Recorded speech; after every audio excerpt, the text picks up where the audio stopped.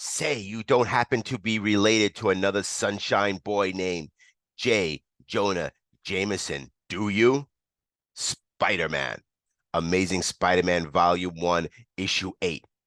The Terrible Threat of the Living Brain. When Mr. Petty of ICM Company brings in a new robotic computer dubbed the Living Brain to Midtown High for a demonstration, Peter insults Flash Thompson's intelligence when he voices his ignorance of the machine's value. This causes a brief scuffle where Peter's glasses are broken.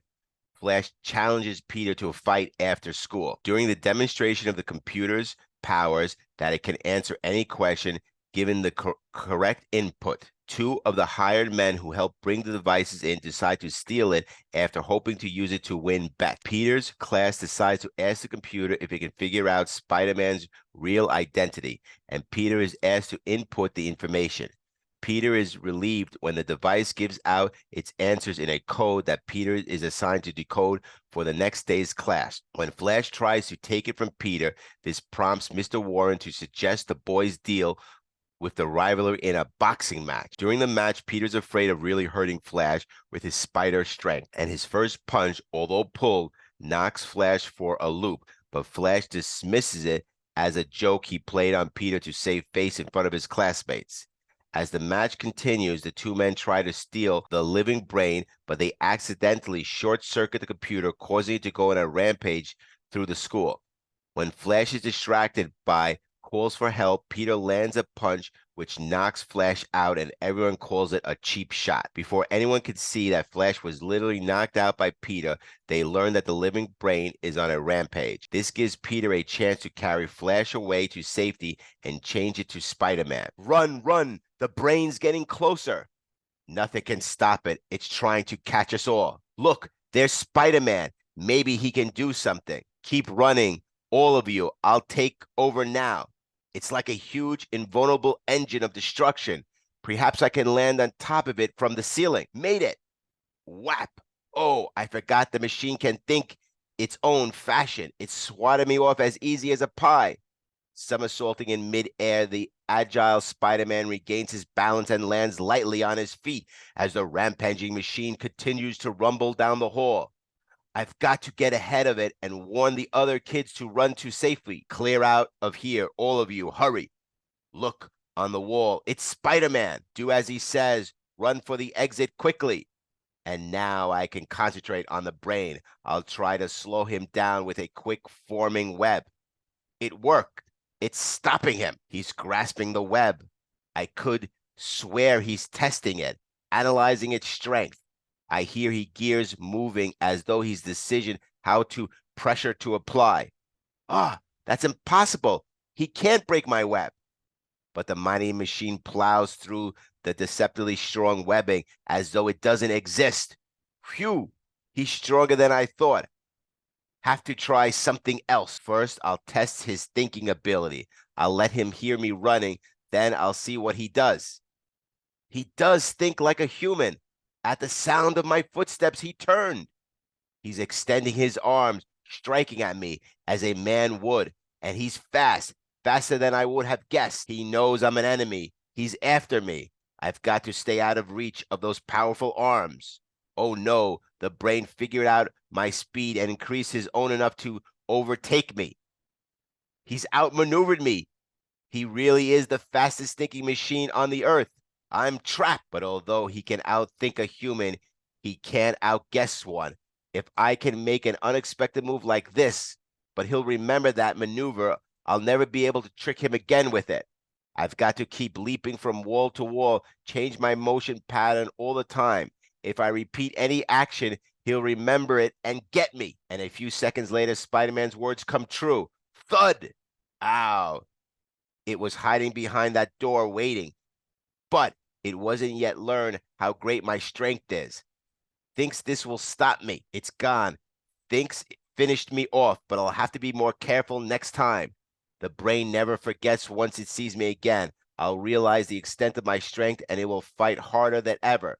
But suddenly, now's our chance. The brain is gone. Let's clear out of here.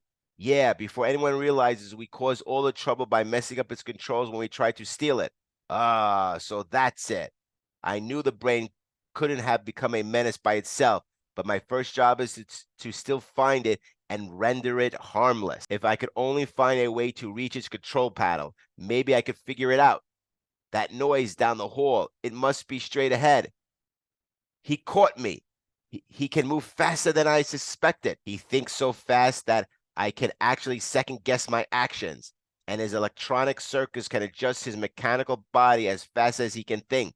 When I exert more pressure, he automatically increases his power to nullify mine. Say, what's he trying to do now?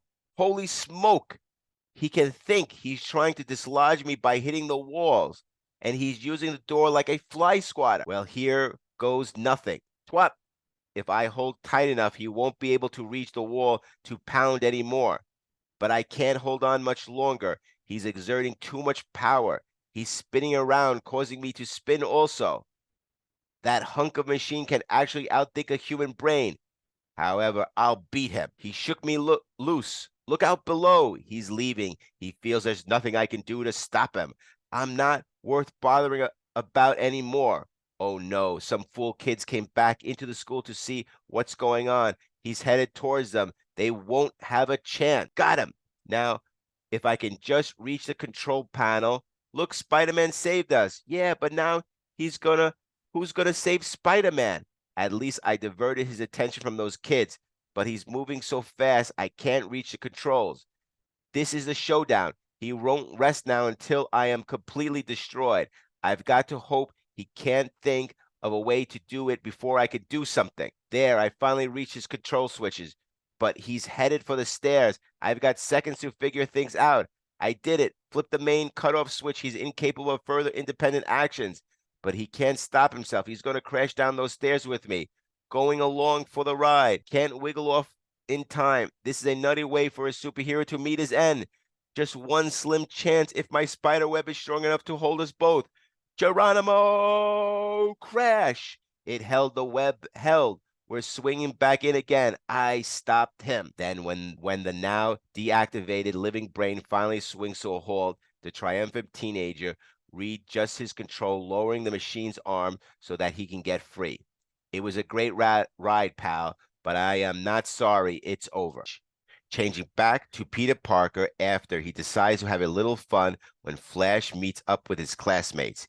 Peter identifies that Flash wasn't seen while the robot was on a rampage and suggests to his classmates that Flash might be Spider-Man's true identity. His classmates, having witnessed Flash diving during the boxing match, are more or less convinced. Spider-Man tackles the torch. When Spider-Man happens upon a party thrown by Human Torch's girlfriend, Dory Evans, he decides to crash the party to show up that the Torch as the superior superhero. Okay, Big Mouth, you had your chance. If you won't leave peacefully, I'm going to torch you out on your pointy ear. Flame on! Who writes your dialogue, Squirt? Frank Merriwell? If it's a fight you won, come on, outside. I'll just do that little thing, wise guy, and away we go. Here, this'll bring you down to earth laughing, boy. Watch that flame, cornball. Those webs cost money. He floats through the air with the greatest of ease. I guess that'll teach you not to mess around with the Human Torch. You kidding? I just want to see what you can do. And now it's my turn. Don't go away, Johnny boy. Okay, you animated insect, you asked for it. Here I come. Mercy me. I'd better prepare a little welcome for such a big, bad, blazing bird brain. Come in, get it, Torchy. This'll cool you off, but for good. That was very unfriendly of you, little man. Also very unwise, because now I'm really mad. I guess that's my cue to fall to my knees and beg for mercy with tears in my eyes, eh? Well, you got the wrong character this time. So how about giving up now while you can? But drying off within seconds due to the inner heat generated by his intense anger, the Torch tries another maneuver. Here's a little stunt you haven't counted on, meathead. I can focus my flame on a small plot of ground, making it erupt like this. Watch it, fella. A thing like this can give a guy a headache. Very funny. Now let's see how these flaming buzzsaws amuse you. I'll make you wish you never heard of the Human Torch by the time you're through with me. I notice you're not making with those wisecracks now, big man. Those things are coming too close for comfort, but I'm not going to tell him that. Maybe I just should have quit when I was ahead. Maybe it's not fair to use so much flame against him, but I can't help it. That guy really gets under my skin. Come back, Slippery Sam. I'm not through with you yet. Here's this fireball. Will spread into a net, trapping you till you say uncle. But with his superhuman agility, Spider-Man easily darts through the spaces in the torch's flame net. Phew, I guess I better just call it a draw and cut out of here. I don't expect that human matchstick to get so angry. Suddenly, before Spider-Man can regain his feet, he sees, "Can I give you a hand, son? Old Torchy ain't as easy to handle as you thought, huh? Mr. Fantastic Invisible and the muscle-bound thing. Wait, what are you doing? Knock it off, boy.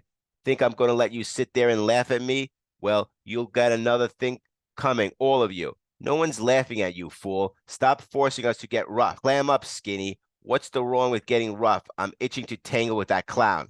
I'm really mad now. I don't care how many of you there are. I'll clobber you all, and then I'll go back and settle up with the flaming freak. Stand back, boys and girls. Old Benjamin J. Grimm is going to knock a little sense into the creepy fat head. For the love of Pete, where'd you go? I guess you'll three guesses, Gargoyle. Well, ain't you the little fun boy? I hope your insurance is all paid up, Bright Eyes. Your concern for my welfare touches me deeply, handsome. When did you join the Salvation Army? Phooey. Everybody's a comedian nowadays. Not everybody. You're a bore thing. And now I'll make a pair of wings out of my web fluid and dive down and pulverize you. Now something, fathead. I was hoping you'd try that. Easy, Ben. He's only a lad. Yeah, well, this lad is going to demolish that big ape. But before Spider-Man and the thing can tangle. Hey, let go. What's going on here? Nice work, Sue. This nonsense has gone far enough now. You just stop it. You're entirely too clever and adorable to be fighting with us. I'll bet you're as handsome as you are muscular under that mask. Cut it out, Sue. I just ate. Now, why don't you boys just shake hands like gentlemen and bury the hatchet? I like to bury it all right, and I'll give you three guesses where. Well, well, look who just made a funny. Go on back to your dull party, Torch. I wouldn't join you on a bet.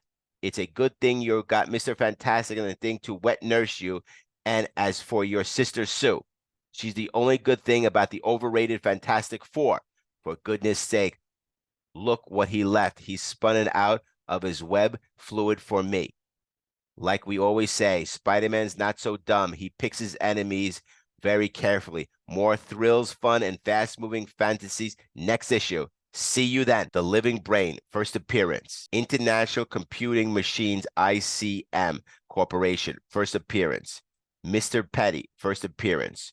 Charlie Murphy, first appearance. Charlie, first appearance. Sally, first appearance. Notes: the terrible threat of the living brain. Any mention of the living brain technical specifications and technology should be considered topical references per the sliding timescale of Earth 616. Spider-Man tackles the torch. A supplement in Untold Tales of Spider-Man 25 pushes this story ahead in continuality. Although it appears to follow the first story in this issue, it actually takes place much later, following the events of Amazing Spider-Man 21. Next issue, Amazing Spider-Man Volume 1, Issue 9, The Man Called Electro.